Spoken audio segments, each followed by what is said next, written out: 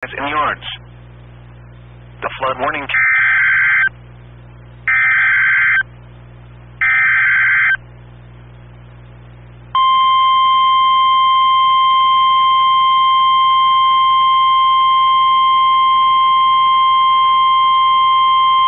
The National Weather Service in Wilmington has issued a tornado warning for southwestern Brunswick County in southeastern North Carolina until 12:15 a.m. At 11:39 p.m., a severe thunderstorm capable of producing a tornado was located over Grissettown, or near Ocean Isle Beach, moving northeast at 40 miles per hour. Hazard, tornado.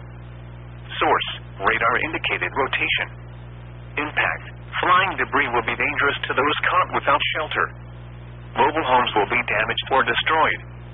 Damage to roofs, windows, and vehicles will occur. Tree damage is likely. This dangerous storm will be near Charlotte around 11:50 p.m.